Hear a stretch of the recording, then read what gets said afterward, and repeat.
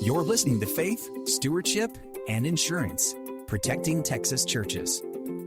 The show that gives pastors and church leaders the clarity they need to protect their people, property, and ministry. Welcome back to Faith, Stewardship, and Insurance, Protecting Texas Churches. I'm your host, Ron Wadley, with Insurance for Texans. This podcast is here to give church leaders in Texas the clarity and confidence they need to make smart decisions about protecting their ministry. Just a few weeks ago, we got a call from a church leader named Yesinia. She sounded shaky and uncertain. Her church had been non-renewed, and she was desperate to find coverage before their current policy expired. But here's the kicker. One of the agents she contacted asked her to sign a form before they would even talk about coverage. The form said her church would only work with that one agency. No quotes yet, no coverage options, no trust built. Just sign here and don't go anywhere else. Yesenia's question to me was simple. Should we sign this? I answered her with a very clear no. These so-called exclusive agent agreements are more common than you might think. They may look official, but here's the truth. They are unenforceable. Even if you sign one, it doesn't legally bind your church to a particular insurance agency. At best, it's a scare tactic. At worst, it limits your options before you've even seen them. Let's talk about three big reasons signing one of these agreements can hurt your church. The first reason is that your church may miss out on better coverage. No agency has access to every carrier.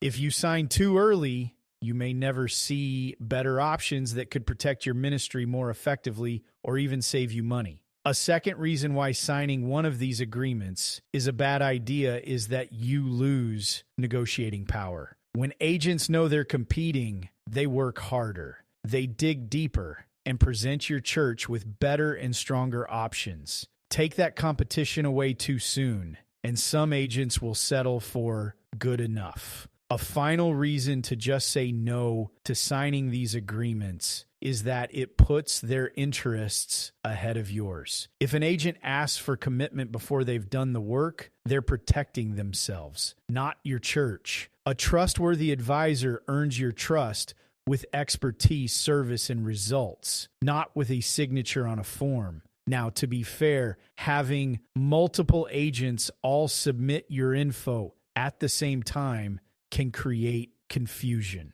Working with one agent at a time can help your church in the long run. That is why we do things differently here. At Insurance for Texans, our job is to put your church first. That means we start by asking you detailed questions about where you are today, where you are headed in the future, and what special assets you need to protect. All of this is to give you the information you need to make a confident decision.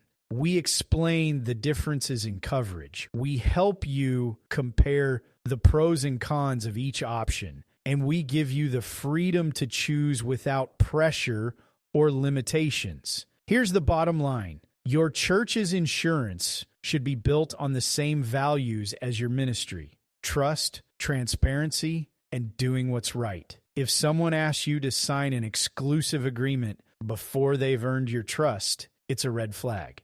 If your church is facing renewal challenges, visit insurancefortexans.com to start a conversation with us today. And if you want a deeper look into how to avoid the pitfalls that leave churches exposed, grab a copy of my book, The Promise of Certainty, at thepromiseofcertainty.com. Thanks for joining me for this episode of Faith, Stewardship, and Insurance. I'm Ron Wadley, reminding you that protecting your church isn't about forms or fine print. It's about preserving the ministry God has called you to lead. Thanks for listening to Faith, Stewardship, and Insurance. Until next time, remember, insurance isn't just about policies. It's about safeguarding the mission God has called you to lead.